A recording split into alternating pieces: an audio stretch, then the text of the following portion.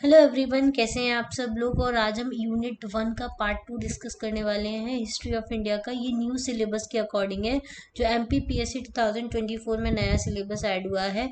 तो हमने already part 1 में कॉन्सेप्ट एंड आइडियाज में पढ़ लिया है एंशियंट इंडियन नॉलेज के बारे में, भारतवर्ष, वेदा, उपनिषद, अरण्यका, ब्राह्मण ग्रंथ, ये हमारा हो चुका है।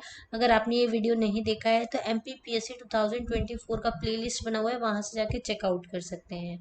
आज हम जो डिस्कस करने वाले हैं पार्ट 2 में, वो ये डिस्कस करने वाले हैं षड दर्शन, स्मृतियाँ, सभा समिति, गणतंत्र, वर्णाश्रम, पुरुषार्थ और ऋण संस्कार क्या होते हैं, पंच महायज्ञ क्या होते हैं, ये हम डिस्कस करने वाले हैं। और पार्ट 3 जो है वो ऑलरेडी अपलोड हो चुका है, उसमें हमने कर्म के बारे में, बोधिसत्व और तीर्थंकर के बारे में डिस्कस कर लिया है।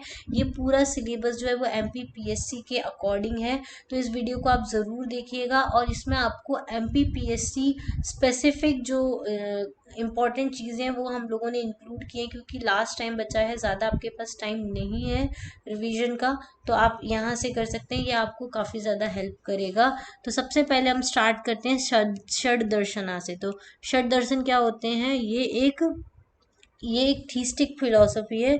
All these philosophies believes in the authenticity of the Vedas and therefore called as the theistic philosophy। ये जो षड दर्शन हैं वो सारे के सारे जो है वो वेदा की ऑथेंटिसिटी में बिलीव करते हैं, इसलिए इनको थीस्टिक फिलोसफी बोला जा सकता है। लेकिन जो सांख्य और पूर्व मीमांसा है वो अंडर द कैटेगरी में आते हैं अनिश्वारा पॉलिसी, एज दो do not believe in the God. Vedas में बिलीव करते हैं लेकिन एक गॉड में बिलीव नहीं करते हैं, ठीक है। तो वैदिक फिलोसफी जो है वो मेनली 6 है। कौन कौन सी? सांख्या, योगा, जस्टिस, वैशविशिका, मीमांसा एंड वेदांता। देखो इनका हम डिटेल में डिस्कशन कर लेते हैं, यहाँ से आपको ज़्यादा आइडिया होगा। देखो, इंडियन फिलोसफिकल आइडियोलॉजी एक अथीस्ट फिलोसफी है जो बिलीव करती है वेदास में, एक अथीस्टिक फिलोसफी है जो डिसबिलीव करती है वेदास में, और वो अथेस्टिक है। क्या है वो? अथीस्टिक है, ठीक है। तो ये जो अथीस्ट पॉलिसी है उसमें सांख्या है, पूर्व मीमांसा है, योगा, जस्टिस, वैशविशिका और वेदांता, ये 6 अथीस्ट पॉलिसी हैं, जिसमें से ये गॉड में बिलीव नहीं करते, इनको अथीस्ट बोलते हैं। और ये जो है योगा, जस्टिस, वैशविशिका और वेदांता, ये गॉड में बिलीव करते हैं, इनको थीस्ट बोला जाता है। एक अथीस्टिक पॉलिसी होती है जो डिसबिलीव करती है वेदास को भी और गॉड को भी, वो है जैन, बुद्धिस्ट और चरवाका, ठीक है। ये सारे आपको पता होगा, आपने जैनिज्म बुद्धिज्म पढ़ा होगा, तो उन्होंने गॉड गॉड के अंदर बिलीव नहीं किया, उन्होंने एक मीडिएशन पाथ फॉलो करने का बोला सेल्वेशन के लिए, ठीक है। तो ये सारी चीज़ें हैं। तो हम लोग आज जो पढ़ने वाले हैं वो ये 6 अथीस्ट पॉलिसी के बारे में पढ़ने वाले हैं। उसमें से सांख्या और पूर्व मीमांसा अथीस्ट है, जो किसमें बिलीव नहीं करते? गॉड में बिलीव नहीं करते, ये आपको पता होना चाहिए। अब जो सांख्या पॉलिसी है, इसके फाउंडर कौन थे? महर्षि कपिल जो है वो इसके फाउंडर माने जाते हैं सांख्या पॉलिसी के। सांख्या के 2 मीनिंग होते हैं, एक तो नंबर, एक होता है सम्यक ज्ञान, ठीक है। इसका मेन ऑब्जेक्टिव क्या है सांख्या पॉलिसी का? इसका मेन ऑब्जेक्टिव है कि लिबरेट करना लिविंग एंटिटी को, किससे? दुख से। स्पिरिचुअल, मेटाफिजिकल और अधिदेविका, सॉरी ये छोड़ दीजिए इसको, ठीक है। ये जो दुख होता है, मेटाफिजिकल जो भी चीज़ें चलती रहती हैं, उनसे आपको लिबरेट करने का बाय राइट नॉलेज, मतलब आपको सही ज्ञान देकर आपको जो आपकी दुख हो रहा है, आपको जो स्पिरिचुअल फीलिंग है, उससे मुक्त करने के लिए ये पॉलिसी फिलोसफी आई थी। सांख्य पॉलिसी के अकॉर्डिंग जो राइट नॉलेज है वो किसकी है? नॉलेज ऑफ पुरुष एंड प्रकृति, ठीक है। नॉलेज जो पुरुष और प्रकृति है, अगर उसके बारे में आपको सही नॉलेज होगा तो आप अपने आप को सेपरेट कर पाएंगे मटेरियल प्रिंसिपल से। ये जो मटीरियलिस्टिक लाइफ होती है ना, दुख, सफरिंग्स, इन सब से आप अपने आप को दूर कर पाएंगे जब आपको राइट नॉलेज होगा, किसका? पुरुष का और प्रकृति का। तो पूरी जो सांख्य फिलोसफी होती है ना, वो पुरुष और प्रकृति के ऊपर घूमती है। इनके बारे में हम डिटेल में डिस्कस करेंगे, इनके ऊपर बहुत सारे क्वेश्चन जो है वो MPPSC में बन सकते हैं। पहला तो क्वेश्चन यही है, सांख्य फिलोसफी जो है वो कौन से 2 एलिमेंट्स की तरफ जाती है? तो प्रकृति एंड पुरुष जो है वो इसके बेसिक एलिमेंट्स है, ठीक है। हैप्पीनेस, सॉरो, मतलब दुख, सुख दुख, सिन, वर्च्यू, धर्म, अधर्म, ये सेट ऑफ क्वालिटीज हैं इंटेलेक्ट एंड माइंड के। सब कुछ माइंड के ऊपर डिपेंड करता है कि आप खुश हो या दुखी हो। लोग खुशी में भी खुश हो लेते हैं, लोग दुखी में भी खुश हो लेते हैं। तो सब कुछ आपके माइंड के ऊपर डिपेंड करता है, और ये सब कुछ आपके किसकी नेचर के अकॉर्डिंग डिराइव होता है। ठीक है, सांख्य पॉलिसी में ऐसा बोला है कि जो नेचर है वो कॉज है इस वर्ल्ड का, मतलब ये जो नेचर है इसी के वजह से ये वर्ल्ड है। वर्ल्ड में सुख दुख है, धर्म अधर्म है, सब कुछ जो है वो किसकी वजह से, नेचर के वजह से है। और हमारी जो प्रॉब्लम है उसका रूट कॉज जो है वो ये है कि हम अपने माइंड को, अपने इंटेलेक्ट को, अपनी ईगो को, अपनी बॉडी को इग्नोर करते रहते हैं, जो कि क्या है, प्रकृति है। ठीक है, और इसके वजह से हमको अलग अलग मिजरी, मतलब अलग अलग प्रॉब्लम को फेस करना पड़ता है। तो ये सारी चीज़ें हैं। ठीक है, अब मेन प्रिंसिपल क्या है सांख्य पॉलिसी के, वो हम देख लेते हैं। डुअलिज्म, मतलब कि द्वैतावाद जो है वो सांख्य पॉलिसी का सबसे मेन प्रिंसिपल है। अब इसमें 25 टोटल एलिमेंट्स हैं, उसमें से 23 एलिमेंट कौन कौन से हैं?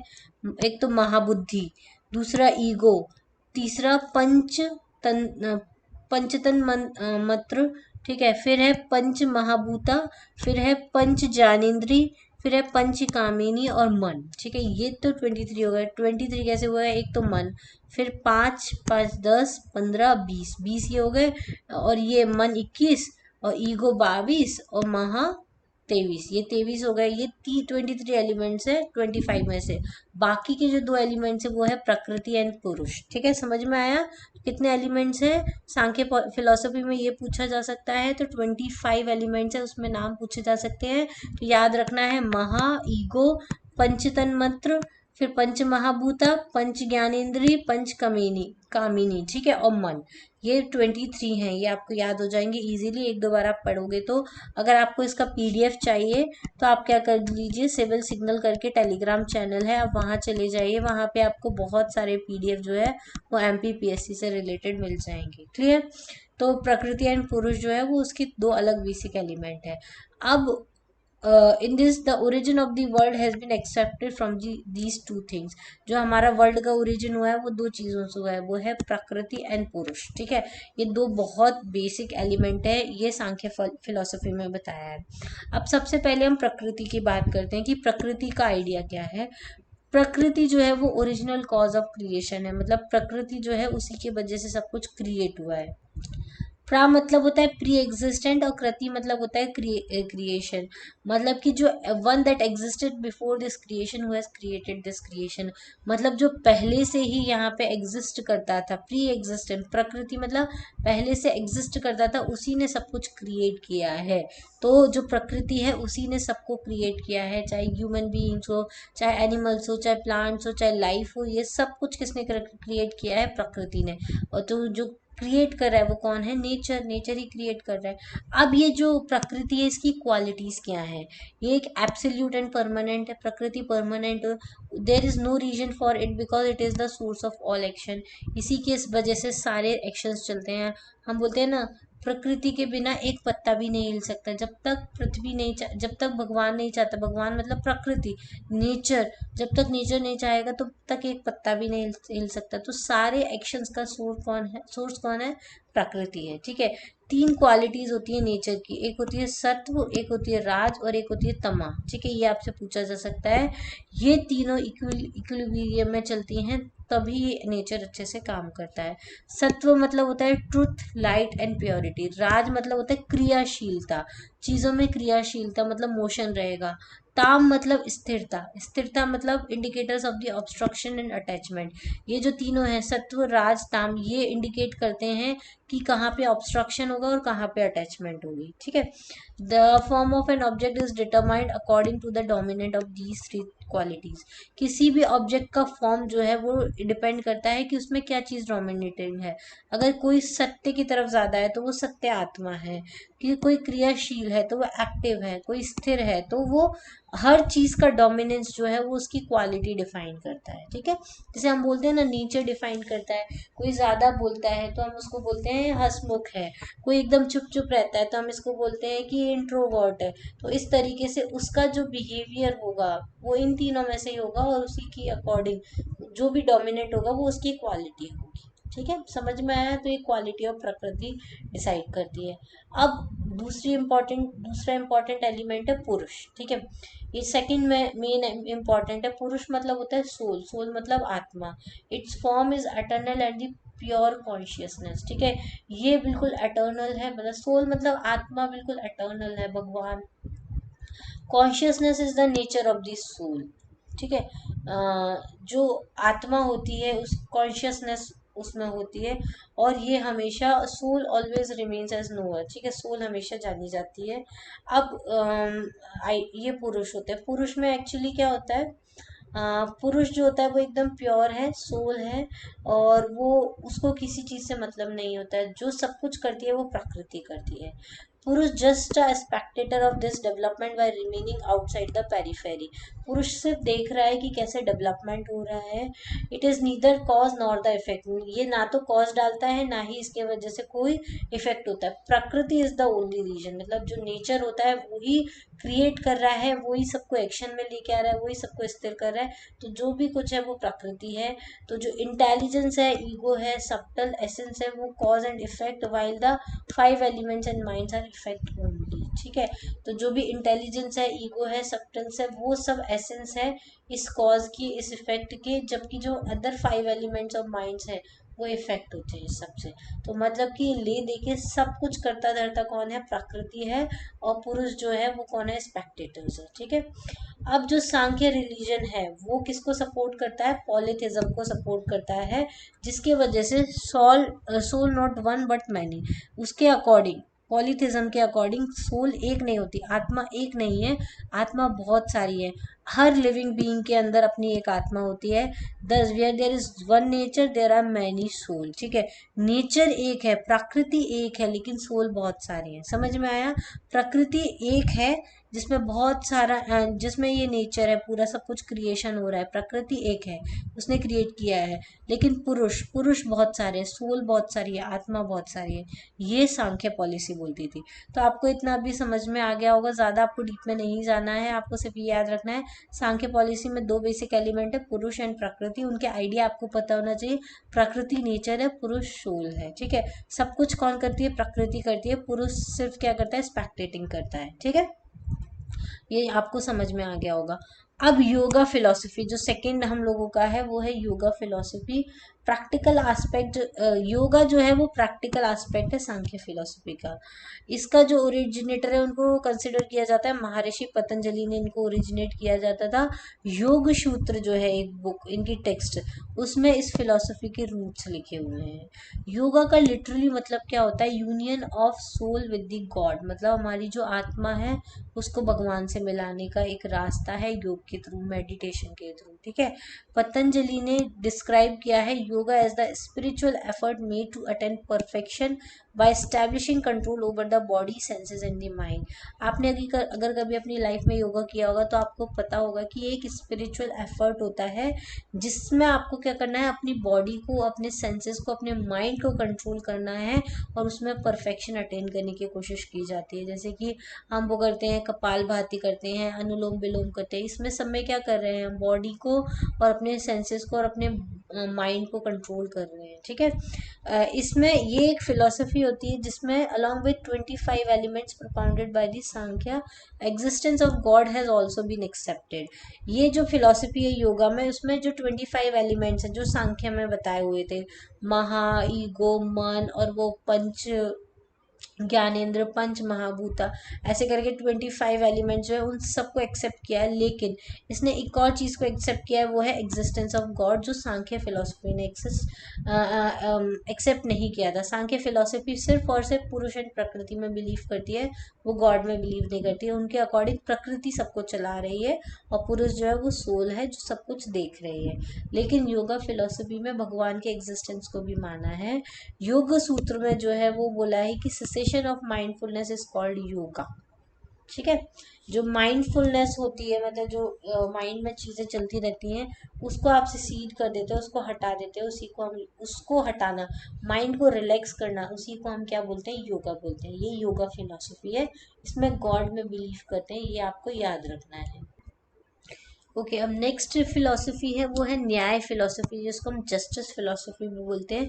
इनके फाउंडर आपको याद रखना है महर्षि गौतम जो हैं, जिनका नाम है अक्षपदा, उन्होंने इनको फाउंड किया था। इसका ओरिजिनल टेक्स्ट जो है वो न्याय सूत्र है, ठीक है, on which Vatsyayana has written a commentary name the Nyaya Bhashya, ठीक है। न्याय सूत्र के ऊपर वात्स्यायन ने एक कमेंट्री लिखी थी जिसका नाम है न्याय भाष्य। ये भी आपसे पूछा जा सकता है कि न्याय सूत्र के ऊपर कौन सी कमेंट्री लिखी गई है, तो न्याय भाष्य लिखी गई है, और किसने लिखी है, तो वात्स्यायन ने लिखी है। ये आपको पता होना चाहिए, यहाँ से ही आपके 2-3 क्वेश्चंस बन जाते हैं, ठीक है। इनके अदर फिलोसोफर जो हैं वो हैं उद्योतकारा, उदयाना, जयंता, ये आप याद रखें तो रख लीजिए, ज़्यादा इम्पोर्टेंट नहीं है। अब जो ये न्याय है इसके दो पार्ट है, एक है नव्य न्याय और एक है एंशिएंट न्याय, ये 2 पार्ट हैं इसके, ये आपको याद रखना है। फिर गणेश उपाध्याय जी का नाम याद रखना है। गणेश उपाध्याय जो है वो फॉर मोस्ट थे किसमें, नव्य न्याय में। तो नव्य न्याय के जो ऑथर हैं, नव्य न्याय के बारे में इन्होंने काफी कुछ बताया, गणेश उपाध्याय, इनका नाम याद रखना है। मेन आइडिया जो है न्याय फिलॉसफी जो है उसमें 16 सब्सटेंस जो है वो एग्जिस्ट करते हैं, या हम 16 एलिमेंट्स बोल सकते हैं। इन 16 एलिमेंट्स जो है वो ये स्टेट करते हैं कि आपको सेल्वेशन अटेन किया जा सकता है only through the proper knowledge of them.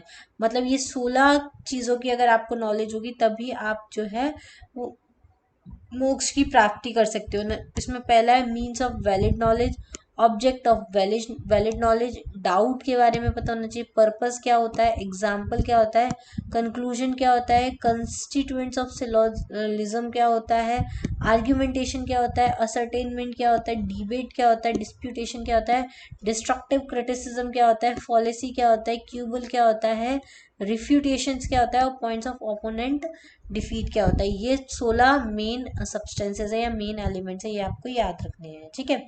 फिर आता है वैशेषिक का दर्शन।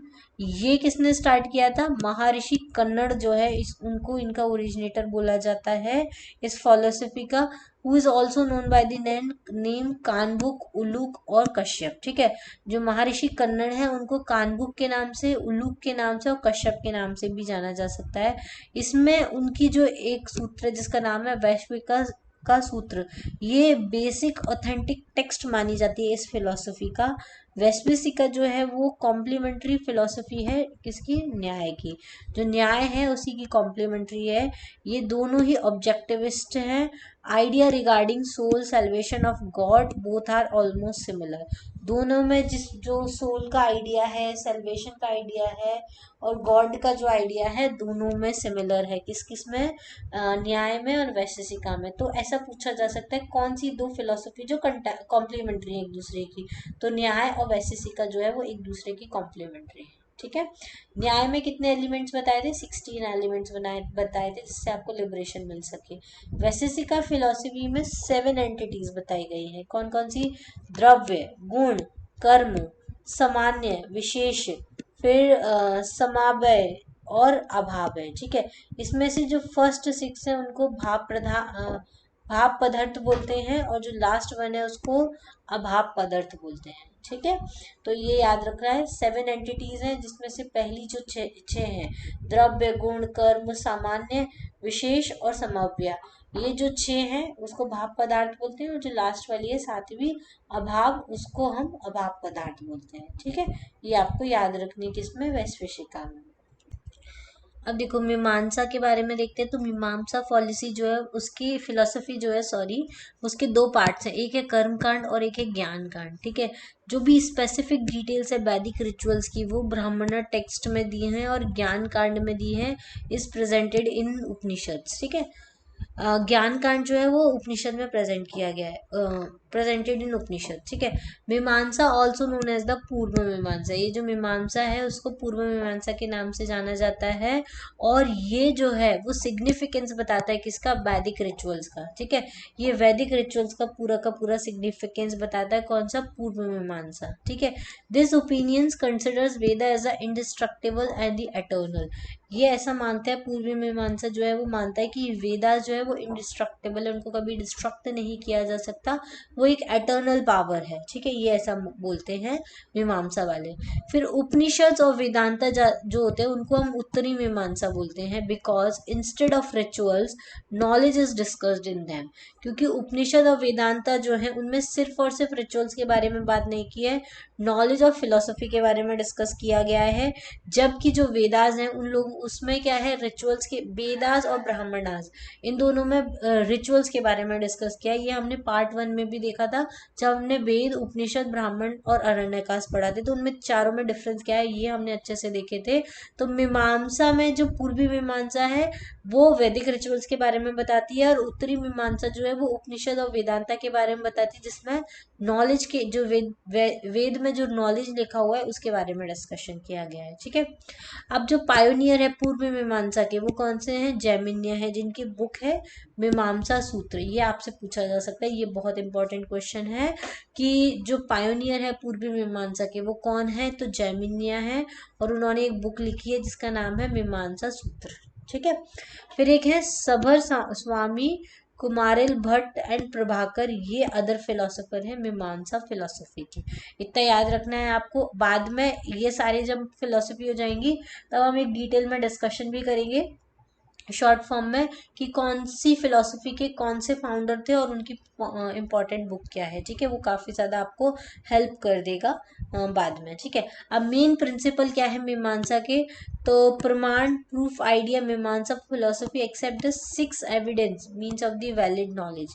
6 एविडेंसेस हैं। पहला है डायरेक्ट, दूसरा है इंटरफेरेंस, डायरेक्ट मतलब प्रत्यक्ष, इंटरफेरेंस मतलब अनुमान, वर्बल टेस्टिमोनी मतलब शब्द, एनालॉजी मतलब उपमान, और प्रिजम्पशन या पोस्ट्यूलेशन इसको बोलते हैं अर्थपत्ति। फिर अनुपालाब्धि इसको बोलते हैं नॉन अप्रहेंशन, ठीक है। तो ये 6 एविडेंसेस हैं मीमांसा के, ये आपको याद रखना है। Direct, interference, verbal testimony, analogy, presumption और अनुपलब्धि, ठीक है। ये सारी चीजें हैं। अनुपलब्धि मतलब नॉन अप्रहेंस, ठीक है।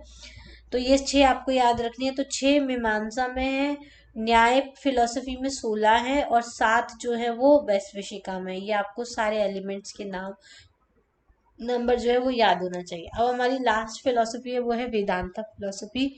इसको हम उत्तर मीमांसा भी बोला जाता है। क्या बोला जाता है, उत्तरी मीमांसा भी बोला जाता है। किसको, वेदांता फिलोसफी को।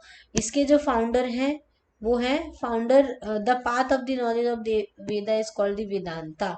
जो पाथ है वेदा के नॉलेज का उसको ही हम वेदांता बोलते हैं। महर्षि वज्रयान जो है वो इसके फाउंडिंग आचार्य माने जाते हैं। उन्होंने ब्रह्म सूत्र लिखा हुआ है जो बेसिक टेक्स्ट है इस फिलोसफी का। कौन सा सूत्र लिखा हुआ है वेदांता का, ब्रह्म सूत्र, ठीक है। इसमें 2 फिलोसफी है, एक है अद्वैता और एक है द्वैता, ठीक है। अद्वैता में क्या है, in this the discussion of Brahma in its nirguna form, its main philosopher is the Shankaracharya. जो अद्वैत है मतलब कि मोनोइज्म को जो फॉलो करता है, मतलब ब्रह्मा जो है उनके निर्गुण फॉर्म को डिस्कस किया गया है, और इसके जो मेन फिलोसोफर है वो शंकराचार्य है। तो याद रखना है अद्वैत फॉर्म में क्या है, निर्गुण फॉर्म को, ब्रह्मा जी के निर्गुण फॉर्म को डिस्कस किया गया है, और इसके मेन फिलोसोफर शंकराचार्य है। दूसरा है द्वैतवाद, जिसको ड्युअलिज्म बोलते हैं। इसमें ब्रह्मा जो है उसको शगुन गॉड की तरह डिस्क्राइब किया गया है। इनके जो मेन फिलोसोफर है वो है रामानुज और माधवाचार्य, ये मेन फिलोसोफर है। तो दोनों याद रखना है, अद्वैता और द्वैता। अद्वैता में ब्रह्मा जी के ब्रह्म के निर्गुण फॉर्म को बताया है, उनकी मेन फिलोसोफर है शंकराचार्य जी, ठीक है। द्वैतवाद में ब्रह्मा को सगुण फॉर्म में बताया गया है, सगुण गॉड बताया गया है, जिसके मेन फिलोसोफर है रामानुज और माधवाचार्य, ठीक है। ये आपको याद रखना है वेदांता फिलोसफी में, बहुत इंपॉर्टेंट है।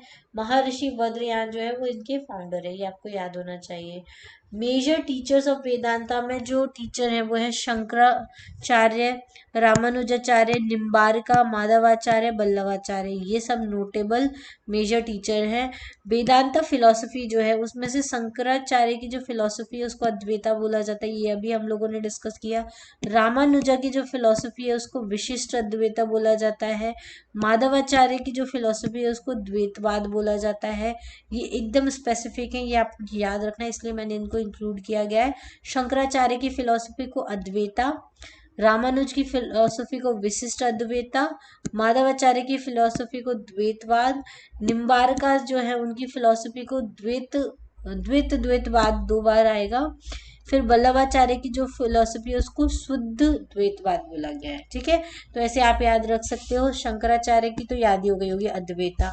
फिर रामानुजा की राम जी जो थे विशिष्ट थे, तो रामानुजा की विशिष्ट अद्वैता।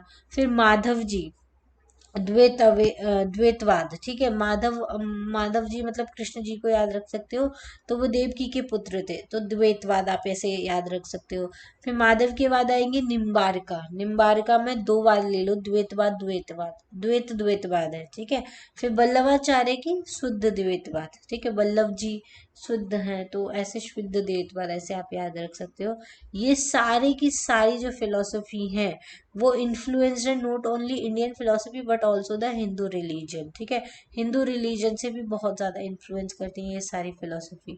ठीक है, तो आपको याद रखना है शंकराचार्य की अद्वैता, राम जी विशिष्ट विशिष्ट अद्वैता, माधव जी देवकी के पुत्र थे द्वैतवाद, निम्बारका द्वैतवाद, फिर वल्लभाचार्य की शुद्ध, वल्लभ जी शुद्ध थे। ठीक है, तो इस तरीके से आपको याद रखना है। ये जो 6 फिलॉसफी है वो किसके अंदर आती है, वेदांता के अंदर आती है। क्लियर।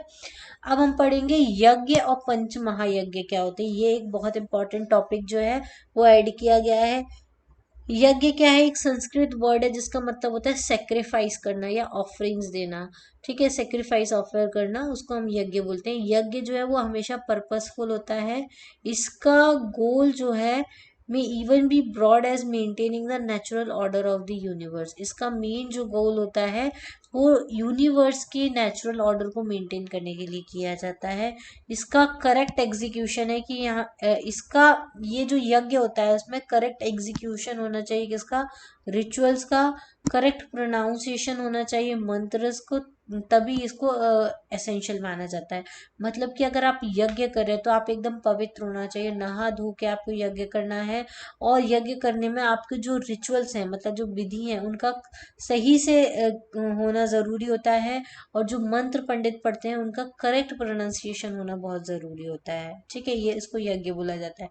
अब यज्ञ कितने टाइप के होते हैं, तो 3 मेन टाइप होते हैं यज्ञ के। पहला होता है श्रुता यज्ञ, दूसरा होता है स्मार्ता यज्ञ और तीसरा होता है पंचम महायज्ञ। ठीक है, जिसके बारे में इसमें मेंशन किया गया है। तो श्रोता यज्ञ, स्मार्ता यज्ञ यज्ञ और पंचम महायज्ञ।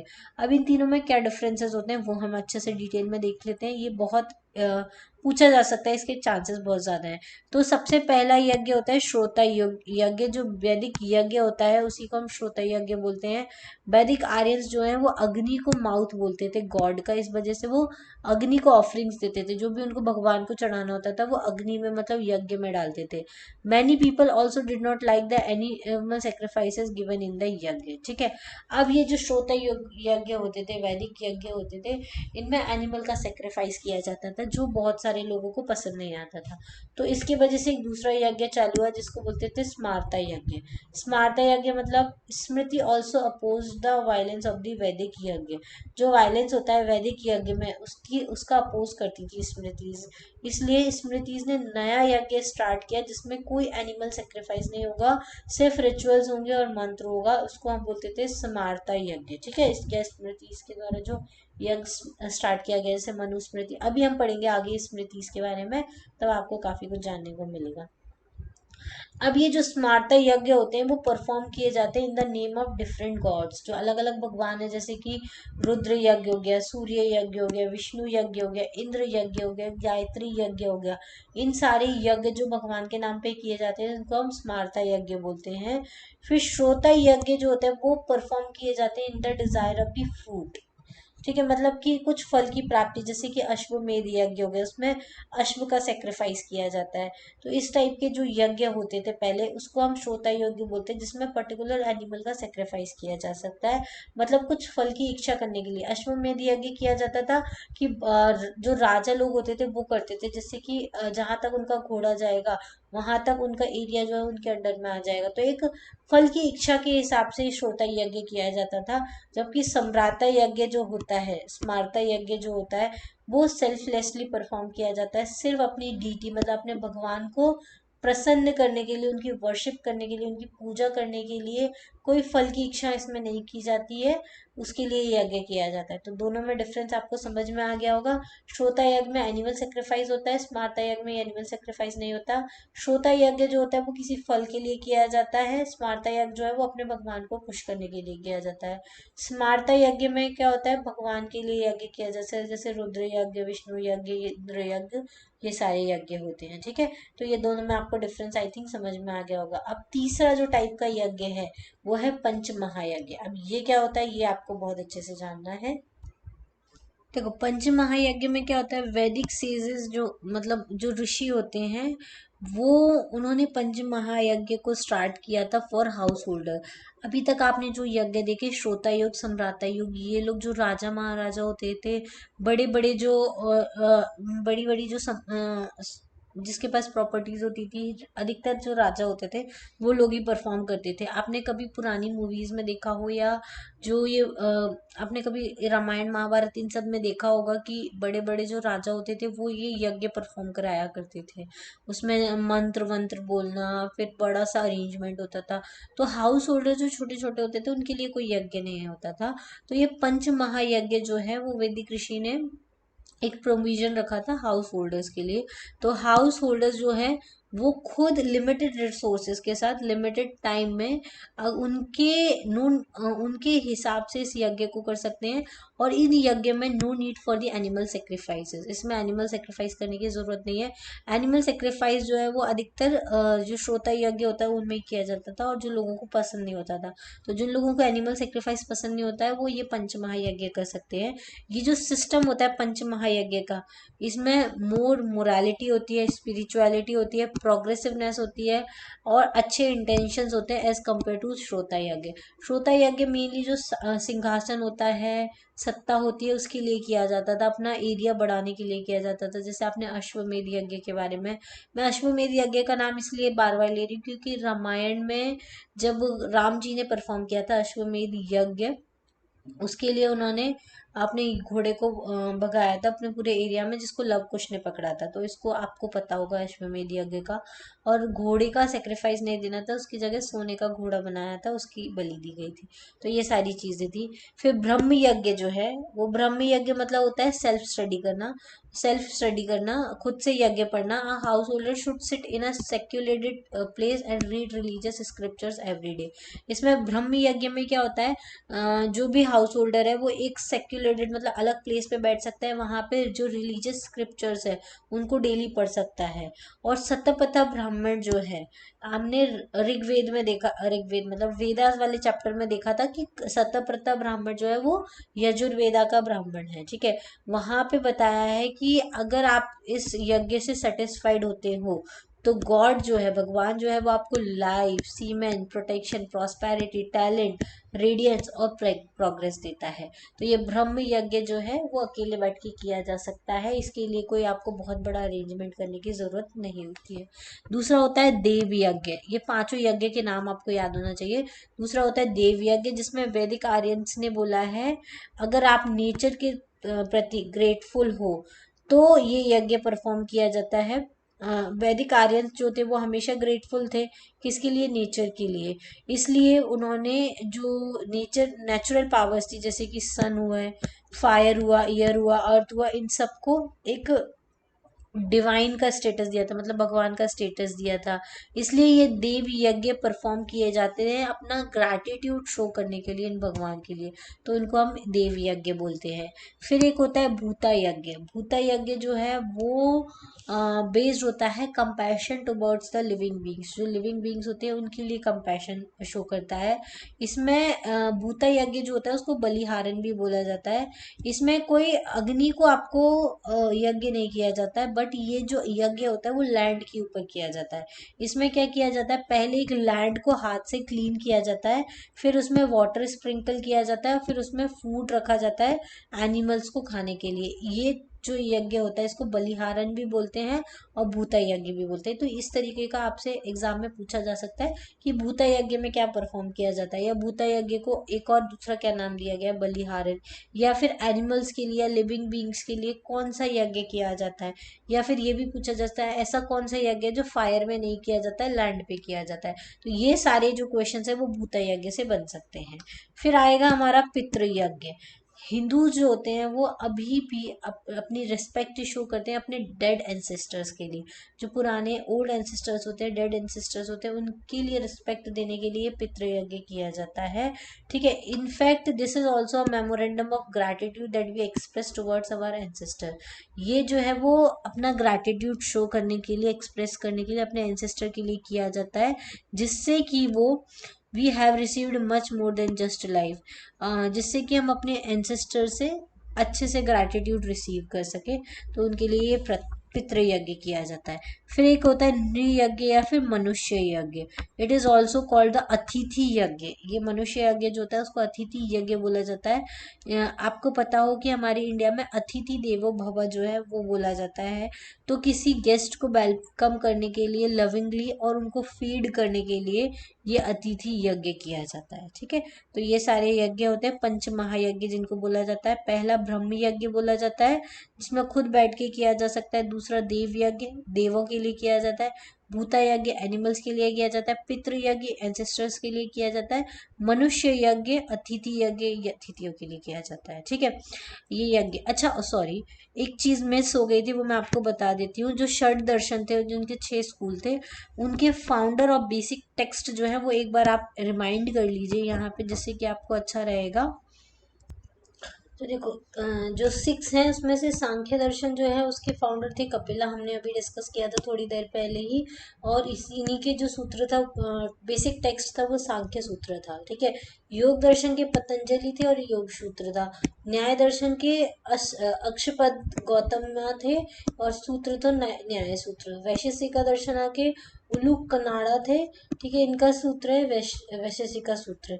फिर मीमांसा मतलब पूर्व मीमांसा के जैमिनी थे और पूर्व मीमांसा सूत्र था। ठीक है, वेदांत के या उत्तर मीमांसा के बद्रयाना थे और इनका सूत्र जो था वो ब्रह्म सूत्र या वेदांत सूत्र है। ठीक है, ये आप अपने रेफरेंस के लिए रख सकते हैं, इससे आप काफी ज्यादा आपको रिवीजन के लिए इजी रहेगा। ठीक है, अब हम डिस्कस करेंगे स्मृतियां, जो हमारा नेक्स्ट टॉपिक है।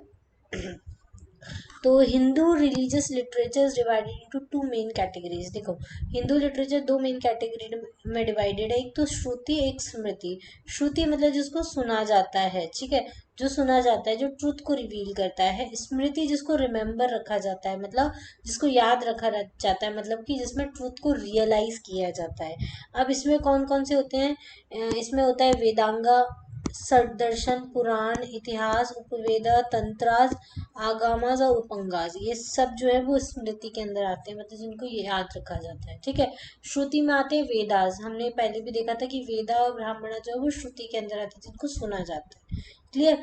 फिर ये स्मृति के अंदर वेदांगा, षडदर्शन, ये सब कुछ वेदांगा के अंदर आते हैं, सॉरी स्मृति के अंदर आते हैं। ठीक है, टोटल 6 फेमस स्मृतिज हैं, जिसमें सबसे पहली और सबसे फेमस है मनुस्मृति, और ये प्री गुप्ता पीरियड की है। ये ओल्डेस्ट स्मृति टेक्स्ट है। इसके कमेंटेटर्स कौन से थे? विश्वरूपा और मेघातिथि, गोविंदराज, खुल्लुक भट्ट, ये सब इसके कमेंटेटर्स हैं। दूसरी इम्पोर्टेंट स्मृति है वो है याज्ञवल्क्य। ये भी स्मृति जो है वो प्री गुप्ता पीरियड की थी। इनके भी कमेंटेटर्स थे विश्वरूपा, फिर जीमुतवाहन। ठीक है, फिर थे विजनेश्वरा और अपारका। ठीक है, अपारका जो थे वो किंग ऑफ सिलाहर डायनेस्टी के किंग हुआ करते थे। तीसरी स्मृति है नारद स्मृति, ये गुप्ता पीरियड की है। फिर चौथी स्मृति है पराशारा स्मृति, जो भी गुप्ता पीरियड की है। फिर बृहस्पति स्मृति, ये भी गुप्ता पीरियड की है। और फिर है कात्यायनी स्मृति, ये भी गुप्ता पीरियड की है। ठीक है, तो सबसे पहले मनु और याज्ञवल्क्य, ये दोनों प्री गुप्ता की है, बाकी 4 जो है वो गुप्ता पीरियड की है। तो टोटल कितनी स्मृतियां हैं? 6 फेमस स्मृतियां, इनमें से इनका नाम पूछा जा सकता है। अब नेक्स्ट हमारा टॉपिक है स्मृति और धर्मशास्त्र। ठीक है, Smriti literature developed over the time from the Dharmashastra literature, Smriti are also called the Dharmashastra. जो स्मृति लिटरेचर था वो धीरे धीरे टाइम के साथ डेवलप होता गया और धर्मशास्त्र लिटरेचर में कन्वर्ट हो गया। स्मृति को इसलिए धर्मशास्त्र भी बोला जाता है।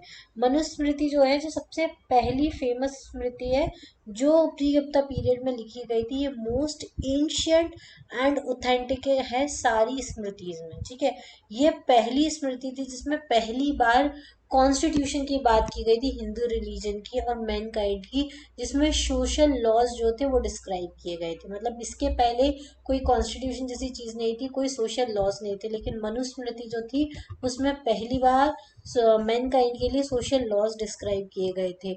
और ये जो मनुस्मृति थी इसको ट्रांसलेट किया गया था इंग्लिश में किसके द्वारा? सर विलियम जॉन्स के द्वारा इन 1776। ठीक है, ये आपको याद रखना है कि कब किया गया था, तो 1776 में किया गया था। ये एमपीपीएससी में डायरेक्टली पूछा जा सकता है कि मनुस्मृति को इंग्लिश में किसने कन्वर्ट करवाया था, तो सर विलियम जॉन्स ने कराया था। कौन से ईयर में करवाया? तो 1776 में कराया था। पहला कॉन्स्टिट्यूशन मैनकाइंड का जिसमें सोशल लॉज बनाए थे वो मनुस्मृति था। ठीक है, ये आपको याद रखना है। फिर उसके अलावा मनुस्मृति जो है वो कुछ important legal and social norms बताता है जो प्रीवेलेंट है इंडियन सोसाइटी में। वेल्थ एंड प्रॉस्पेरिटी किसी भी पर्सन की, पैटर्नल स्टेट की, उसको कैसे डिवाइड किया जा सकता है सन और उसके उनके सन्स के बीच में after the death of the parent. मतलब अगर पेरेंट्स की डेथ हो जाए उसके बाद उनके बच्चों में किस तरीके से आपकी प्रॉपर्टी, आपकी वेल्थ को डिवाइड करना है, कैसे उसका डिस्ट्रीब्यूशन करना है, ये मनुस्मृति में अच्छे से मेंशन किया गया है। ठीक है, women could not claim a share of these resources. Women's जो है, बेटों में पूरी संपत्ति डिवाइड होगी, विमेन जो है वो इसमें कोई भी क्लेम नहीं कर सकती, कोई भी शेयर नहीं मांग सकती इन रिसोर्सेज का। लेकिन वुमेन के पास एक राइट उन्होंने दिया था, वो था स्त्री धन। स्त्री धन मतलब वुमेन्स वेल्थ, मतलब लड़कियों को गिफ्ट दिया जाएगा on the occasion of their marriage by a women. ठीक है, तो स्त्री धन दिया जाता है, उनको प्रॉपर्टी में कोई राइट नहीं दिया जाता, लेकिन एक स्त्री धन दिया जाता है एज अ गिफ्ट मैरिज के टाइम पर। वो उस पे वो स्त्री धन जो है वो women will allowed to retain this स्त्री धन। वुमेन जो है उसको अधिकार है कि वो अपने इस स्त्री धन को रिटेन करके रखे, अपने पास रखे, और ये जो है इसको इनहेरिट कर सकते हैं उसके children without any claim of husband on this property. वो जो भी स्त्री धन उसको मिला है, मतलब कि जो दहेज हम बोलते हैं ना कि दहेज के फॉर्म में दिया जाता है, उसमें उसको उसके ऊपर उसके हस्बैंड का कोई राइट नहीं होता, उसके बच्चों का राइट होता है। बच्चे उसको इनहेरिट कर सकते हैं लेकिन हस्बैंड उसको क्लेम नहीं कर सकता। ठीक है, तो हस्बैंड मतलब मेन के लिए सिर्फ उसके माता पिता की संपत्ति होती थी और बेटी के लिए स्त्री धन दिया जाता था। ये मनुस्मृति में मेंशन किया गया है। फिर मनुस्मृति, ये जो स्त्री धन था वही बाद में दहेज का रूप लेता गया, और फिर उसमें जो है दहेज पे तो हस्बैंड भी क्लेम करता था, सास भी क्लेम करती थी, सभी क्लेम करने लग गए। लेकिन आपको याद रखना है मनुस्मृति में स्त्री धन के बारे में मेंशन किया गया है और बेटों के बीच में प्रॉपर्टी का डिवाइडेशन होगा, ये मेंशन किया गया है। अब एपिक्स कौन कौन से हैं, तो दो इंपॉर्टेंट एपिक्स हैं, महाभारत है, एक रामायण है। ये दोनों नेशनल एपिक्स हैं इंडिया के। महाभारत को किसने लिखा है? ऋषि वेदव्यास ने लिखा हुआ है, और ये 540 टू 300 बीसी में लिखा गया था। महाभारत जो है वो भारतवर्ष के बारे में बताता है, एक वैदिक आर्यन ग्रुप थे जिसमें कौरव और पांडवों के बारे में बात की गई है। ठीक है, दूसरा इंपॉर्टेंट एपिक है रामायणा। रामायणा को किसने लिखा? तो पोइट कवि वाल्मीकि ने इनको लिखा गया है, और ये 1st सेंचुरी एडी में लिखा गया था। ठीक है, ये पूरा का पूरा ओरल ट्रेडिशन के ऊपर बेस्ड है दैट गो बैक 6 और 7 सेंचुरीज अर्लियर। ठीक है, ये ज़्यादा याद रखने की जरूरत नहीं, बस इतना याद रखना वाल्मीकि जी ने लिखा था और 1st सेंचुरी एडी में इनको लिखा गया था। ठीक है, अब एक और इम्पॉर्टेंट टॉपिक है जो मेंशन किया गया है सिलेबस में, वो है सभा क्या होती है और समिति क्या होती है। अब देखो, सभा एंड समिति जो है वो एक पॉलिटिकल स्ट्रक्चर हुआ करता था वैदिक पीरियड के टाइम में, तो हम इसके बारे में डिस्कस कर लेते हैं। जैसा कि मेंशन है सभा, ये एक पॉलिटिकल स्ट्रक्चर हुआ करते थे अर्ली वैदिक पीरियड में। ट्राइबल असेंबलीज होती थी जिनको सभा और समितिज बोलते थे। मतलब कि जो ट्राइबल पीपल होते थे उनकी एक असेंबलीज बनती थी, मतलब साथ में कुछ लोग, जैसे अभी हमारे यहाँ पे नहीं बनती है पंचायत होती है, या फिर कोई भी आसपास के लोग मिलके जो एक असेंबली बना लेते हैं, उसको हम वहाँ पे उस टाइम पे अर्ली वैदिक टाइम में ट्राइबल पीपल रहते थे, तो ट्राइबल पीपल जो होते हैं वो आपस में मिलकर एक असेंबलीज बनाते थे। उसको, उन ट्राइबल असेंबलीज को जो है वो सभा या समिति बोलते थे, ठीक है। एग्जाम्पल जो है ट्राइबल किंगडम के, जैसे कि भारत किंगडम, मत्स्य किंगडम, यादूज हो गए, पुरुष हो गए, ये सब वैदिक पीरियड में फेमस किंगडम हुआ करती थी, ठीक है। अब जो टर्म है सभा, सभा का मतलब होता है एक असेंबली। ये ऋग्वेदिक पीरियड के टाइम पे हुआ करती थी। इसमें एल्डर मेंबर जो होते थे वो पार्ट लिया करते थे सभा में। जैसे कि हम देखते हैं गांव में पंचायत बैठती है, उसमें पंच जो होते हैं वो जो वहाँ के एल्डर लोग होते हैं वो पार्ट लेते हैं, और साथ में जो बड़े बड़े लोग होते हैं वो जाके उस पंचायत में बैठते हैं। तो इसी तरीके से ये सभा होती थी जिसमें जो एल्डर मेंबर हुआ करते थे वो पार्ट लिया करते थे। ये जो असेंबली थी इसमें वुमेन का पार्टिसिपेशन भी था, और जो वुमेन पार्टिसिपेट करती थी सभा में उनको सभापति बोला जाता था। क्या बोला जाता था? सभापति बोला जाता था। फिर लेटर वैदिक पीरियड में जब क्या हो गया था, वर्ण वर्ण सिस्टम चेंज हो गया था, फिर ये कास्ट सिस्टम भी काफी ज्यादा आ गया था, और वुमेन की पोजीशन भी डेटरीरेट हो गई थी। तो वुमेन को जो है वो सभा को अटेंड करने से रोक दिया गया था। मतलब वुमेन जो है लेटर वैदिक टाइम में सभा को अटेंड नहीं करती थी, अर्ली वैदिक टाइम में सभा को अटेंड करती थी, और तब उनका नाम जो होता था वो सभापति होता था, ठीक है। ये जो असेंबली होती थी जिसको सभा बोलते हैं, वो मेनली क्या करती थी, एडमिनिस्ट्रेटिव फंक्शन करती थी, जुडिशियल फंक्शन करती थी, और उनके पास जुडिशियल अथॉरिटी होती थी, उसको वो लोग क्या करते थे, एक्सरसाइज करते थे। और जो भी पेस्टोरल अफेयर्स होते थे, क्योंकि उस टाइम पे तो अधिकतर ये खेती वगैरह ही होती थी, तो जो भी पेस्टोरल अफेयर्स होते थे, खेत वगैरह से रिलेटेड जो भी चीज़ होती थी उनको डिस्कस करती थी। फिर वही दूसरा एक और चीज़ मेंशन की गई है, वो है समिति।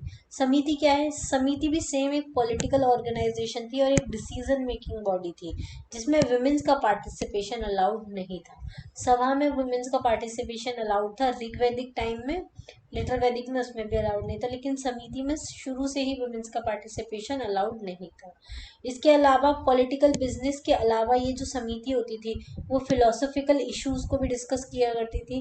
प्रेयर्स और रिलीजियस सेरेमनीज जो होती थी वो मेजर कंसर्न हुआ करती थी इन असेंबलीज का, ठीक है। उसके अलावा डिफरेंस क्या है? अब आप बोलोगे क्या डिफरेंस है? दोनों ही डिसीजन मेकिंग बॉडी है, दोनों ही फिलोसॉफिकल आइडियाज को डिस्कस कर रही है, एक एडमिनिस्ट्रेटिव एक जुडिशियल बॉडी है, ठीक है। तो इनमें डिफरेंस क्या है? तो सभा और समिति में जो सभा होती है वो जुडिशियल फंक्शन परफॉर्म करती है, जबकि समिति जुडिशियल फंक्शन परफॉर्म नहीं कर रही है, ठीक है। लेटर सभा become a small aristocratic body and समिति सीज टू एग्जिस्ट, ठीक है। अब शुरू में हमने देखा कि सभा जो है वो तो जुडिशियल फंक्शन कर रही है, लेकिन समिति ऐसा कुछ नहीं करती थी। समिति से फिलोसॉफिकल इश्यूज को डिस्कस करती थी। फिर बाद में लेटर वैदिक टाइम में और उसके बाद भी और आगे टाइम जैसे जैसे आता गया, सभा जो थी वो छोटी सी एरिस्टोक्रेटिक बॉडी बन के रह गई। एरिस्टोक्रेटिक मतलब जो रूल करने वाले लोग थे, राजा वगैरह, उन्हीं के अंदर में एक बॉडी बन के रह गई थी। इतने सारे लोग जो थे एल्डर लोग वो सब इकट्ठे नहीं होते थे इसमें, और समिति तो एग्जिस्ट करना ही बंद कर दी थी, ठीक है। अब उसी के अलावा एक और ऑर्गेनाइजेशन थी जिसको हम विदत बोलते थे, ठीक है। ये भी एक अर्लीस्ट ट्राइबल असेंबली हुआ करती थी। ये रिपीटेडली ऋग्वेद में मेंशन है 122 टाइम्स। विदत जो है वो 122 बार ऋग्वेद में मेंशन है, इसलिए seems like the most important assembly. तो विदत जो है तो वो भी एक बहुत इंपॉर्टेंट असेंबली हुआ करती थी, और इस असेंबली का जो पर्पस हुआ करता था वो डिसीजन लेना for secular, military, economic, social and religious purpose. ये जो बिदत होती थी वो सेक्युलर डिसीजन लेती थी, मिलिट्री डिसीजन लेती थी, इकोनॉमिक डिसीजन लेती थी, सोशल एंड रिलीजियस पर्पस के लिए जो भी डिसीजन रिक्वायर्ड होते थे वो बिदत लिया करती थी, ठीक है। ये अर्लियर ट्राइबल असेंबली में हुआ करती थी, ऋग्वैदिक टाइम में ये मेंशन किया गया है। क्लियर? तो हमने सभा, समिति और विदत तीनों के बारे में पढ़ लिया। अब हम पढ़ेंगे गणतंत्र के बारे में। गणतंत्र भी एक नया टॉपिक मेंशन किया गया है सिलेबस में। गणतंत्र का मतलब होता है रिपब्लिक, ठीक है। अब एंशियंट इंडिया में 600 बीसी से 400 एडी, मतलब ये जो 6th सेंचुरी का टाइम था, जब Jain, Buddhist and Brahmanical text जो थे उनमें रिवील किया गया है 10 रिपब्लिक। आपको पता हो कि जब हमारे यहाँ पे सबसे पहला एम्पायर जो बना था मगध में, उसके पहले नॉर्थ इंडिया में 16 किंगडम्स हुआ करते थे। उन 16 किंगडम्स में से जो 10 थी वो कैसी हुआ करती थी, रिपब्लिक किंगडम हुआ करती थी। 6th सेंचुरी बीसी में हमें लार्ज नंबर ऑफ स्टेट्स मिले थे नॉर्दर्न इंडिया में। आप जब एंशियंट हिस्ट्री पढ़ेंगे तो एंशियंट हिस्ट्री में जब पहले हम पढ़ते हैं इंडस वैली सिविलाइजेशन, फिर हम पढ़ते हैं ये अपना क्या बोलते हैं वैदिक पीरियड, वैदिक पीरियड के बाद हम जैनिज्म बुद्धिज्म पढ़ते हैं और उसके बाद हम पढ़ते हैं 16 किंगडम्स, 16 किंगडम्स या मगध एम्पायर, ठीक है। और फिर मगध के बाद सबसे पहला जो इम्पोर्टेंट एम्पायर बनता है मगध में वो मौर्यन एम्पायर बनता है, लेकिन उससे भी पहले मगध जो है वो इम्पोर्टेंट हो जाता है वो 16 किंगडम्स में से, ठीक है। तो वो 16 किंगडम्स में से 10 किंगडम जो थी वो रिपब्लिक हुआ करती थी नॉर्दर्न इंडिया में, जहाँ पे many of these were not ruled by the Kings but formed पेटी रिपब्लिक्स और ओलिगार्कीज। ये जो 10 थी उनमें से बहुत सारी ऐसी थी जिसमें कोई रूलर नहीं था, से धीरे धीरे किंगशिप स्टार्ट हो गई थी ना। तो इन 10 जो रिपब्लिक्स थी उनमें कोई एक राजा का रूल नहीं था, बल्कि एक पूरी की पूरी ओलिगार्कीज होती थी। ओलिगार्कीज मतलब एक ग्रुप ऑफ पीपल होते थे जो आपस में मिलके, आप काउंसिल ऑफ मिनिस्टर बोल सकते हो, कि आपस में 8-10 लोग मिलके एक पूरी कमेटी रखते थे और वो सब मिलके क्या करते थे, डिसीजन लेते थे। एक कोई राजा नहीं होता था, मतलब एक आदमी के हाथ में डिसीजन नहीं होता था, उसको हम बोलते थे। और ये जो लोग होते थे वो चुने जाते थे जनता के द्वारा, इसलिए इसको ओलिगार्की या रिपब्लिक्स बोलते हैं, मतलब पब्लिक के द्वारा चुने जाते हैं। जैसा सिस्टम आज है ना कि क्या होता है, एक पार्टी होती है, वो पार्टी के नेता जो है वो जनता में से चुनकर आते हैं, तो वैसा ही सेम केस हुआ करता था जिसको रिपब्लिक बोला जाता है। सबसे मोस्ट एंशियंट रिपब्लिक जो इंडिया में था वो 6th सेंचुरी बीसी में था। और ये कौन कौन से हैं ये आगे हम देखते हैं। जो 6th सेंचुरी बीसी जो है वो सबसे एंशियंट रिपब्लिक है। उसमें से सबसे पहले थे साक्याज ऑफ कपिला वस्तु, ठीक है। कपिला वस्तु जो एक स्टेट था, उसमें जो साक्य क्लान के लोग थे वो रिपब्लिक हुआ करते थे। ये एक इम्पॉर्टेंट रिपब्लिकन स्टेट हुआ करता था उस टाइम का। ये जो है वो कहाँ पे है, नेपाल के बॉर्डर पे, तराई रीजन में, हिमालय के जो तराई रीजन में वहाँ पे रहता है। देखो आपको बताऊं, यहाँ पे हिमालय है, ये नेपाल है, ठीक है। नेपाल की ये जो तराई रीजन है यहाँ पे, मतलब कि आप अभी का बिहार यूपी मान सकते हैं, वहाँ पे ये कपिला वस्तु करके एक जगह है, वहाँ पे ये रिपब्लिकन स्टेट हुआ करता था। महात्मा बुद्ध जो थे वो साक्य क्लान को बिलोंग करते थे, वो इसी फैमिली को बिलोंग करते थे, ठीक है। वो रिपब्लिक फैमिली थी, महात्मा बुद्ध जिस फैमिली को बिलोंग करते थे। रिपब्लिकन स्टेट्स जो है साक्या के, वो फेडरल कॉन्स्टिट्यूशन को फॉलो करते थे, और इसके हेड जो होते थे वो इलेक्टेड होते थे और given the title of the king. जो हेड होते थे वो इलेक्ट होकर आते थे, ऐसा नहीं होता था इनके टाइम पे कि राजा का बेटा राजा बनेगा। उस टाइम पे जो हेड होता था वो लोगों के बीच में से इलेक्ट होकर आता था और उसी को राजा बोलते थे, जैसे अभी चलता है, लोगों के बीच में से हमारे पीएम चुनकर आते हैं, फिर हम उनको पीएम बोलते हैं, ठीक है। Every Sakya adult participate in its administration and all important matters were decided by the assembly of all, ठीक है।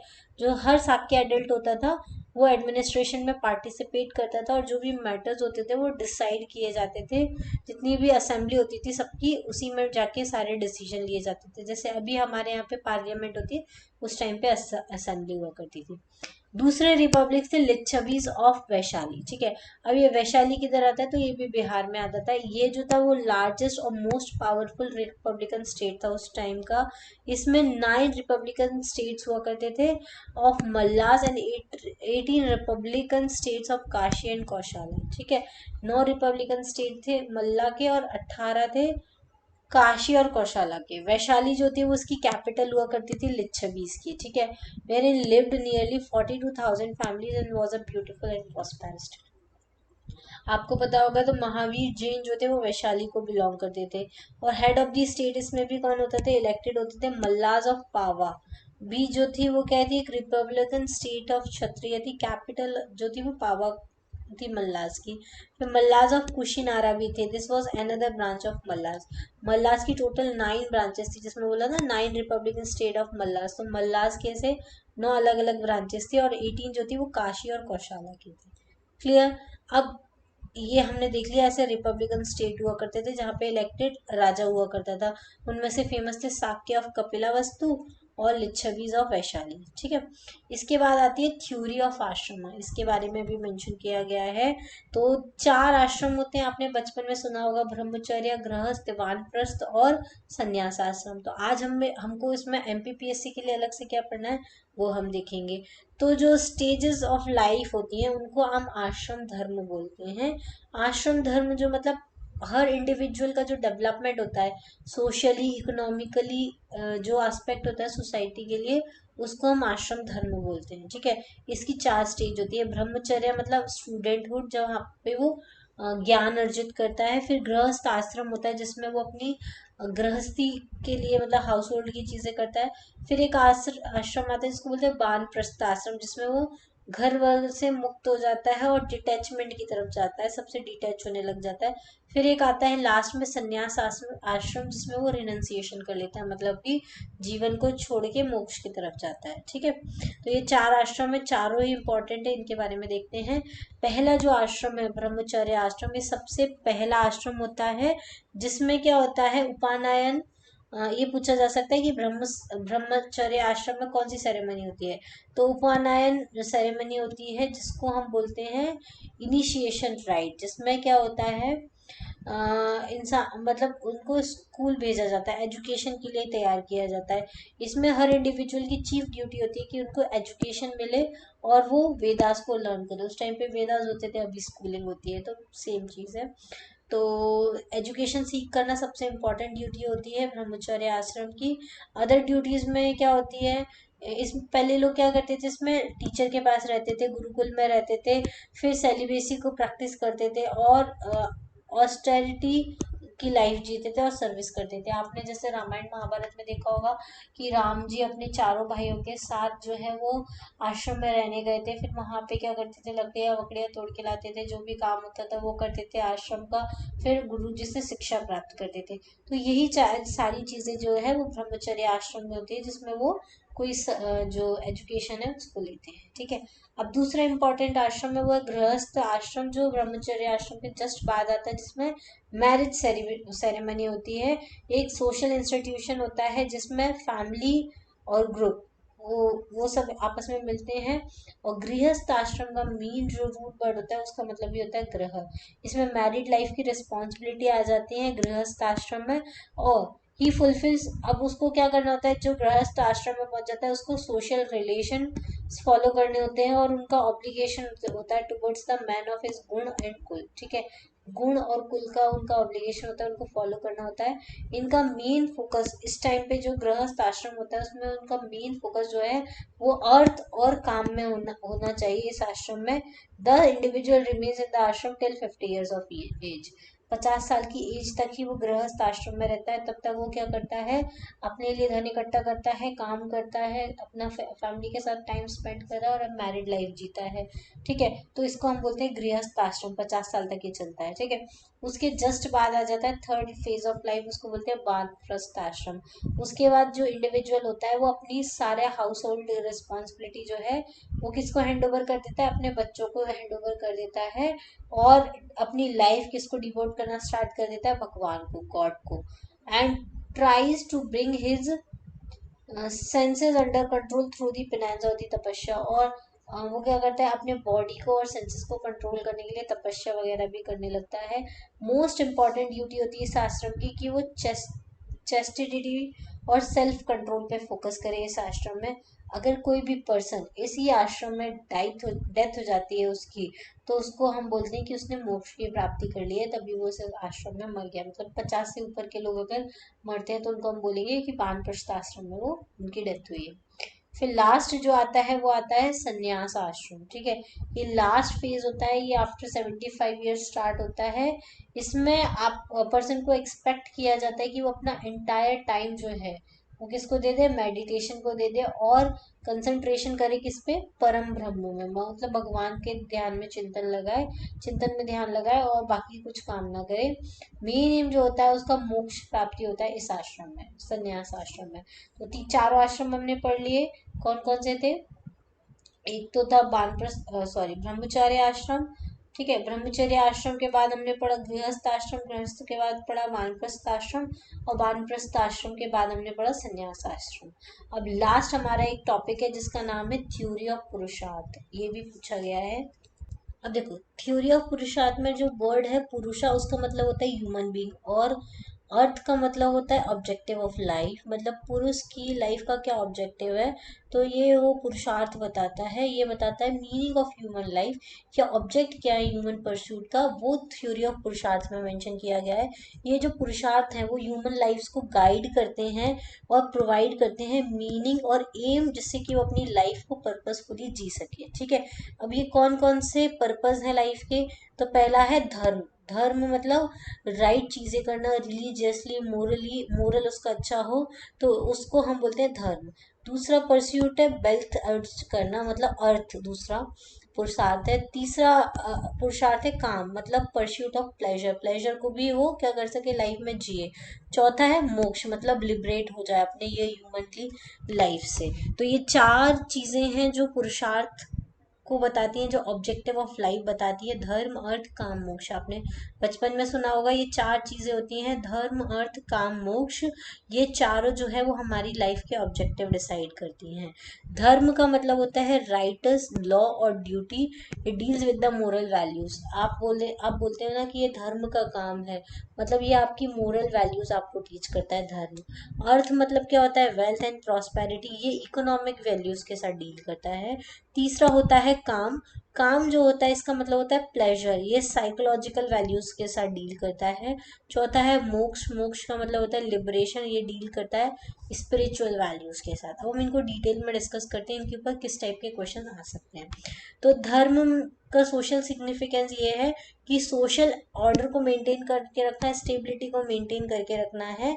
जैसा कि क्लासिकल हिंदू टेक्स्ट में लिखा है, किसी के साथ बुरा नहीं करना है, धर्म के आधार पे चलना है।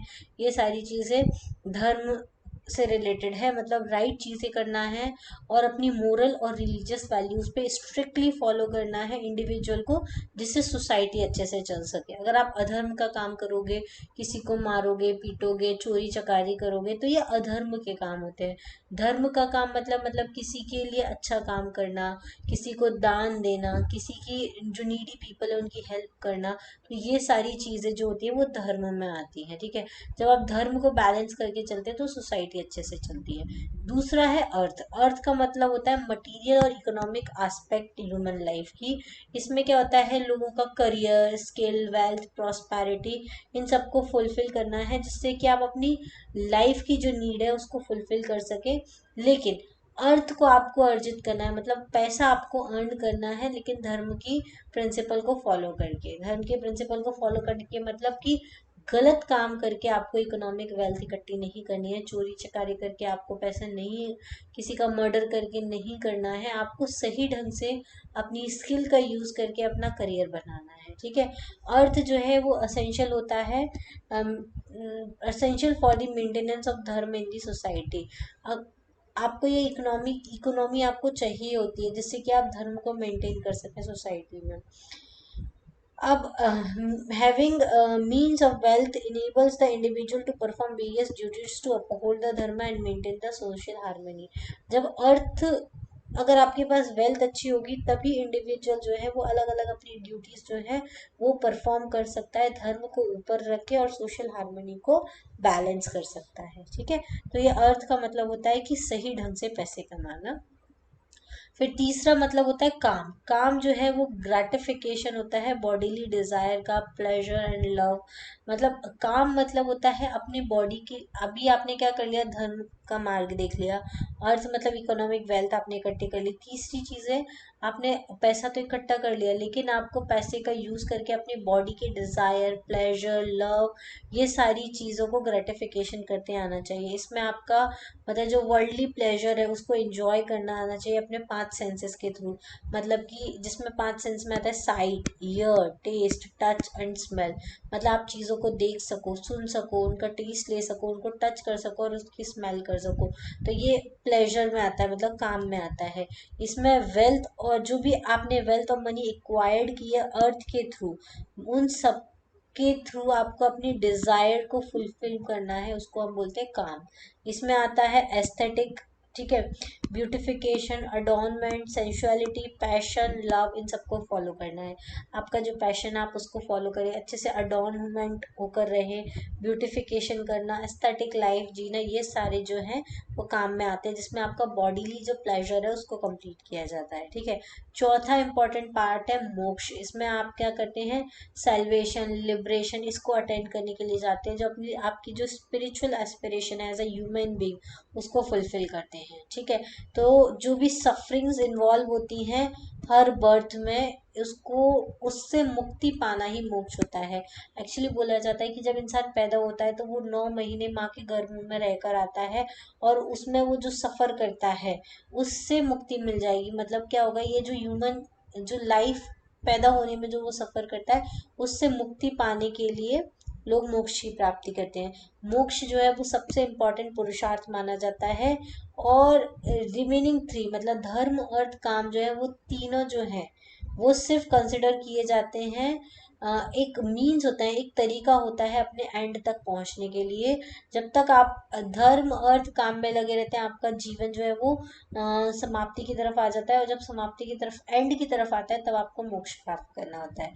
अगर धर्म को इग्नोर किया जाएगा अर्थ को अटेन करने के लिए, मतलब पैसा कमाने के लिए अगर आप धर्म को इग्नोर कर दोगे, and earth attainment of earth and काम, सॉरी, अर्थ अर्थ और काम को अटेन करने के लिए अगर आप धर्म को इग्नोर करोगे तो उसके वजह से सोशल टेंशन क्रिएट होती है और डिसरप्शन क्रिएट होता है। तो धर्म बहुत ज़्यादा ज़रूरी होता है। तीनों पुरुषार्थ में धर्म को बैलेंस करना है, अर्थ और काम दोनों को अर्जित करना है अपनी लाइफ टाइम में, और लास्ट में आपको मोक्ष की प्राप्ति करनी है। ठीक है।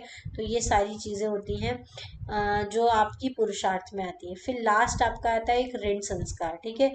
जो आपके ऋण होते हैं वो भी उसके बारे में भी मेंशन किया है, वो भी आपको पढ़ना है। तो ऋण मतलब क्या होता है, जो भी डेट आपने इनकर्ड किया है इंडिविजुअल में through out the life span, पूरी लाइफ स्पेन में आपके ऊपर जो ऋण है उसको ऋण संस्कार बोलते हैं। अगर आपको मोक्ष की प्राप्ति करना है तो आपके जितने भी ऋण हैं आपके ऊपर उनको डिस्चार्ज करना पड़ेगा। ठीक है। सतपथा ब्राह्मण जो है उसमें मेंशन किया गया है 3 टाइप के ऋण होते हैं। पहला ऋण होता है देव ऋण, दूसरा होता है ऋषि ऋण, तीसरा होता है पितृ ऋण। अब जो सबसे पहला ऋण है देव ऋण, इसमें क्या होता है, man is able to utilize the resources of available universe only because of the divine powers. मतलब कि मैन जो है जितने भी रिसोर्सेज हमारे आसपास में अवेलेबल हैं हम उनको यूज कैसे कर पा रहे हैं, डिवाइन पावर्स की वजह से। और डिवाइन पावर्स क्या है, गॉड। ठीक है। तो जो सिर्फ गॉड की ग्रेस की वजह से ही हमको क्या है, क्लीन एयर मिल रही है, वाटर मिल रही है, लाइट मिल रही है और एनर्जी मिल रही है। तो इस ऋण से हम दबे हुए हैं। तो हमको क्या करना है, हमारी लाइफ टाइम में कभी भी एयर को प्रदूषित नहीं करना है, वाटर को नहीं करना है, लाइट को प्रदूषित नहीं करना है, और एनर्जी को सेव करके चलना है। तभी हम ये जो देव ऋण है उससे मुक्त हो सकते हैं। ठीक है। तो इसलिए भगवान का जो हमको ऋण चुकाना है वो फ्री करना है अपने आप को। कब, जब कैसे आप अपने आप को फ्री कर सकते हो, कैसे आप इन ऋण को चुका सकते हो, तो यज्ञ करके और गॉड की वर्शिप करके, तभी आपके जो ऋण है उनसे आपको मुक्ति मिल सकती है। दूसरा होता है ऋषि ऋण। इसमें क्या होता है, जब ब्रह्मचर्य आश्रम में जब मैन रहता है तो वो मुनि या गुरु से शिक्षा लेता है, तो वो उनके ऋणी हो जाते हैं, क्योंकि उनकी वजह से ही उनको क्या हुआ, लाइफ का एक पाथ मिला और एक नॉलेज मिली। ठीक है। तो उस नॉलेज का यूज करके उन्होंने क्या किया है, using the knowledge imparted by him and imparting that knowledge to others is the way to get rid of the ऋषि ऋण। तो जो ऋषियों से आपको नॉलेज मिली है आपको वो दूसरों तक प्रोपोगेट करना है, तभी आप इस ऋषि ऋण से जो है वो मुक्त हो सकते हो। अगर आप दूसरों को ये नॉलेज नहीं दोगे तो वो आपके ऊपर ऋण की तरह रहेगी। तीसरा ऋण होता है पितृ ऋण। जो पेरेंट्स होते हैं वो इम्पोर्टेंट कंट्रीब्यूशन देते हैं फैमिली ट्रेडिशन बनाने में, वर्ल्ड को क्रिएट करने में, इसका प्रोसेस बनाने में। तो जो उसके प्रोक्रिएशंस होते हैं वो उसके चिल्ड्रंस होते हैं। The ability to come to this world and enjoy happiness here comes only from the parents and ancestor. आपके अंदर जो एबिलिटी आई है वर्ल्ड के साथ रहने की और हैप्पीनेस को एंजॉय करने की, वो हमारे पेरेंट्स के साथ और एंसेस्टर के थ्रू ही आती है। इसलिए मैन को कंसिडर किया जाता है कि वो अपने पेरेंट्स और एंसेस्टर का ऋणी है, तो उसको इस एंसेस्ट्रल डेट से, मतलब ऋण से जब मुक्त होना है तो उसको क्या करना पड़ेगा, अपना ग्रैटिट्यूड एक्सप्रेस करना पड़ेगा एंसेस्टर को थ्रू दी श्राद्ध।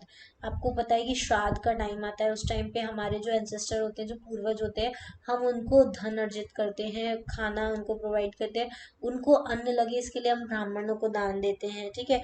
तो ये सारे ऋण होते हैं जिनको हम बोलते हैं पितृ ऋण, ठीक है, जो हम श्राद्ध के टाइम पे चुकाते हैं। एक और ऋण होता है जिसको हम बोलते हैं मनुष्य ऋण, वो भगवान को ही हमको चुकाना होता है। तो इस तरीके से ये ऋण संस्कार होते हैं, वो हमने देख लिया। देव ऋण, ठीक है, ऋषि ऋण होता है और पितृ ऋण होता है, ठीक है। तो इसके ऊपर क्वेश्चन पूछे जा सकते हैं। तो ये सारे टॉपिक्स जो हैं आज के लेक्चर में हम लोगों ने कवर किए हैं। कौन कौन से पढ़ लिए हैं, देखो, षट दर्शन हमने पढ़ लिया, 6 तरह के थे। स्मृतियां हमने पढ़ा जिसमें मनुस्मृति, यावल और बाकी सारी स्मृतियां हम लोगों ने पढ़ी। फिर सभा और समिति में क्या डिफरेंस होता है ये हमने पढ़ा। गणतंत्र जो 16 किंगडम थे उसमें से 10 रिपब्लिक थी, ये हमने पढ़ा। फिर वर्णाश्रम हम लोगों ने देख लिया जिसमें हमने ब्रह्मचर्य, गृहस्थ आश्रम और वानप्रस्थ आश्रम और संन्यास आश्रम देखा। पुरुषार्थ में हमने देख लिया धर्म, अर्थ, काम, मोक्ष क्या होता है। ऋण संस्कार में हमने पढ़ लिया ऋण संस्कार के बारे में, जिसमें हमने देव ऋण, ऋषि ऋण और पितृ ऋण के बारे में पढ़ा। फिर पंच महायज्ञ और यज्ञ, यज्ञ में हमने पढ़ा था श्रोता यज्ञ, सम्राता यज्ञ और पंच महायज्ञ, ठीक है, ये सारे हम लोगों ने पढ़ लिए। तो इस तरीके से हमारा ये जो यूनिट 1 का जो चैप्टर है पूरा फिनिश हो गया है। एक और इसके पहले वीडियो आया था जिसमें हमने कर्मा, बोधिसत्व और तीर्थंकर ऑलरेडी डिस्कस कर लिया है। तो ये पूरा जो पहला वाला जो टॉपिक है वो 3 लेक्चर्स में मैंने खत्म कर दिया है। इसके जो 25-25 लेक्चर यूट्यूब पर डले हैं वो इतना देखने का आपके पास टाइम नहीं है, तो आप ये 3 वीडियोस देख लीजिए और आप में इसका आपका जो यूनिट 1 वाला जो चैप्टर है, ये जो नया चैप्टर ऐड हुआ है वो आपका फिनिश हो जाएगा, ठीक है। चलिए, इसके अलावा आपको पीडीएफ चाहिए तो आप Civil Signal Telegram channel join कर लीजिए, वहाँ पे आपको बहुत सारी एमपीपीएससी से रिलेटेड पीडीएफ मिल जाएंगी, ठीक है। तो आज के लिए इतना ही। नेक्स्ट लेक्चर में हम इंडिया की जो कल्चरल हेरिटेज नया टॉपिक ऐड हुआ है इसके बारे में देख लेंगे, इसके आर्ट फॉर्म, लिटरेचर, फेस्टिवल और इवेंट्स के बारे में डिस्कस कर लेंगे। साथ ही में यूनिट 1 का हम लोग जो क्वेश्चंस हैं वो भी डिस्कस करेंगे, जिससे कि ये जो टॉपिक्स आपने पढ़े हैं इन पे किस टाइप के क्वेश्चंस आएंगे वो आपको साथ ही साथ पता चल जाए, ठीक है। चलिए, आज के लिए इतना ही। Thank you, thanks for watching, have a nice day. कोई भी डाउट हो, कुछ भी क्वेरी आपको पूछनी है तो आप डायरेक्टली यूट्यूब पे मुझे किसी भी वीडियो के नीचे मैसेज कर सकते हैं, मैं आपके वीडियो का रिप्लाई ज़रूर करूँगी।